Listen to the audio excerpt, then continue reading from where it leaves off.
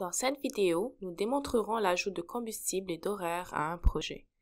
Je clique sur Énergie et ici, je me rends dans Électricité et combustible et je remarque que j'ai un combustible de gaz naturel à 30 sous par mètre cube et une électricité à 10 sous par kilowattheure par défaut.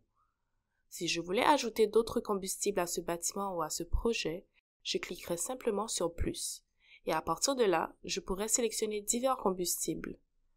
Dans cette situation, je n'utiliserai que le gaz naturel, donc je vais supprimer ce combustible supplémentaire. Maintenant, je passe aux horaires. Ici, je peux indiquer les températures et les heures de fonctionnement, de chauffage et de climatisation du bâtiment.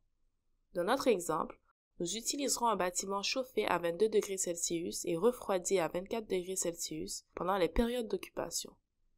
Dans ce cas, la période d'occupation est de 24 heures sur 24, 7 jours sur 7. Donc, j'ai rempli l'horaire par les valeurs par défaut.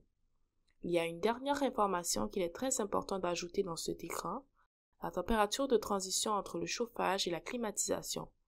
Comme son nom l'indique, il s'agit de la température au moment où le bâtiment passe du chauffage à la climatisation et elle définit une période dans la saison de chauffage et de climatisation qui sera utilisée plus tard dans certains calculs.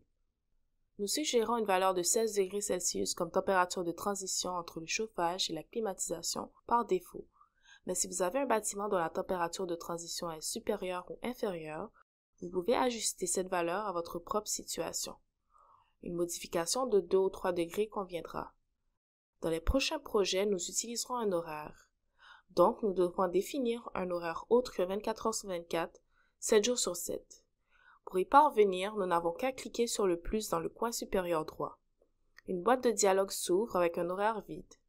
Nous conserverons 22 degrés Celsius comme température de chauffage et 24 degrés Celsius comme température de climatisation, mais nous indiquerons que les températures pendant les périodes de non-occupation sont différentes.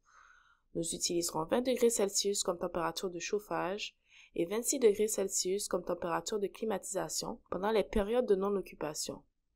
Ensuite, nous pouvons saisir les heures d'occupation du bâtiment qui seront de 16 heures par jour, 5 jours par semaine et de 0 heure par jour pendant la fin de semaine. Donc, nous saisissons ces valeurs en nous assurant de saisir 0 pour les périodes de non-occupation. Voilà, nous avons effectué une configuration d'électricité et de combustible ainsi que d'horaire.